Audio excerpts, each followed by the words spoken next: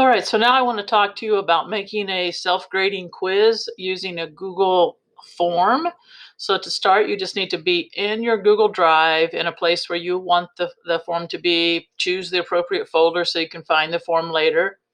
Click New, and then scroll down. You'll have to probably hit More, and you'll choose Google Form. Now, if you click the arrow, that's a blank form, or there are some templates that you could look at on your own and choose those. I'm just going, if you click here, it'll just default to blank. So I'll open that up, and I'm going to demonstrate just making it, I'll just make 2 or 3 questions here. We want to title it just for something quick and easy. I think I'm going to choose farm animals. Of course, this can be anything, and if you click up here, that title will automatically fill up there. Since we know this is going to be a quiz, let's look at the settings. And we are going to, you can limit to 1 response. You can let them edit after they submit, or just leave it empty so they cannot edit it. You want to collect email addresses. That would be a good idea. You can shuffle the questions if you want to, so that if you're worried about cheating, that might help. And then quizzes, you want to make this a quiz. That will enable it to auto grade on the multiple choice and some of those questions. You want it to turn on locked mode if the students are using a school issued Chromebook, because that will disable them from being able to open any other windows during the test.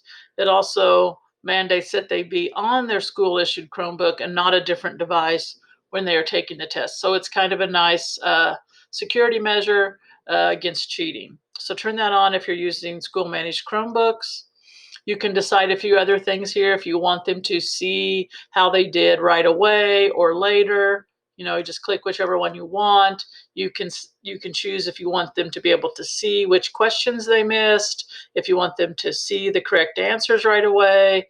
You can also, if you want them to see the point values of each question.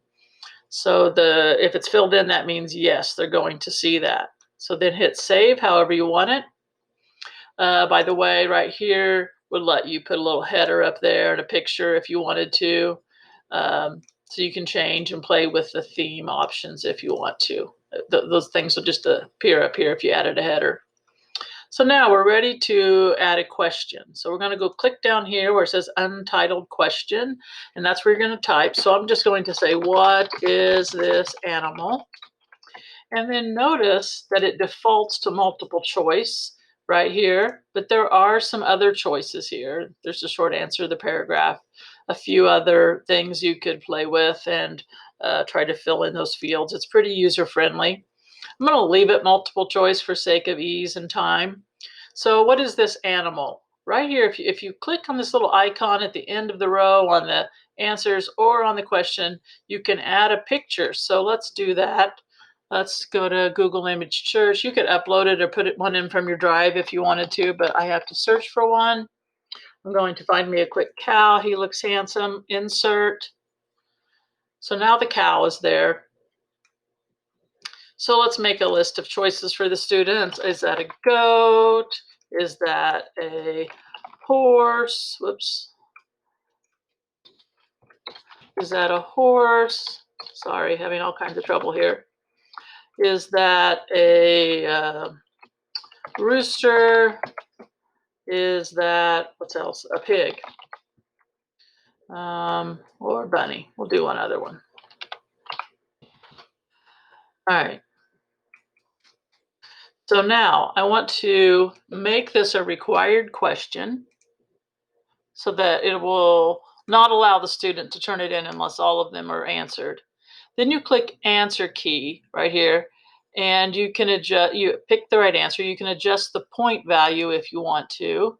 So the point value is right here, especially like on a short answer, you might want to change the point value. I'm going to click, oh, really, I forgot to add the cow, the right answer, didn't I? So I'm going to click done. I have to go back in there and edit that. All right, silly me. Here's the cow. All right, back to the answer key. I'm going to choose cow. And then you can answer feedback if you want to. So if it's correct, you could say, you got it, or incorrect,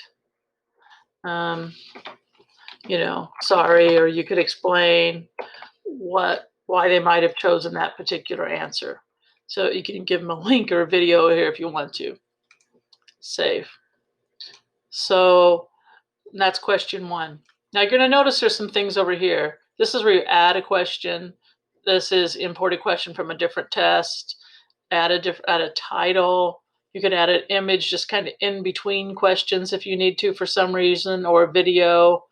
You could add a section header. So you can do those things. Normally you would just go add the next question. I'll show you something down here though. So we're done making those edits on that question.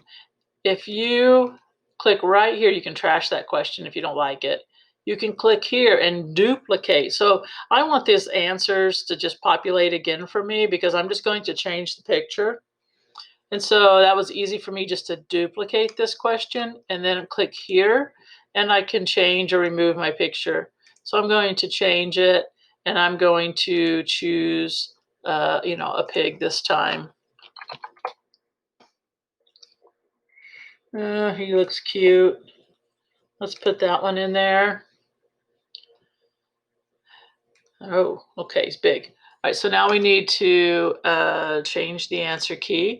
And by the way, you can, if the situation calls for it, have more than one right answer. See, I can choose 2 or 3. So up there in the question, you could say choose all that apply, and you can make this, question worth 2 or 3 points if you wanted to. So those always drive the students crazy, but that is a possibility, and the test does grade it appropriately if you choose more than one, as long as you have marked all the right answers here in the key. So done again. So that question's done. I changed the answer key. So this time, instead of duplicating, I'll show you, we'll just add a question. So you have to scroll down here, put a new question in under here for me, and I will say, which one is a bird? And I could say bunny, chicken, or goat. All right, now you can see if I wanted to, I could add pictures of those 3 items too. And I'm going to choose not to for sake of time. I want to make it required.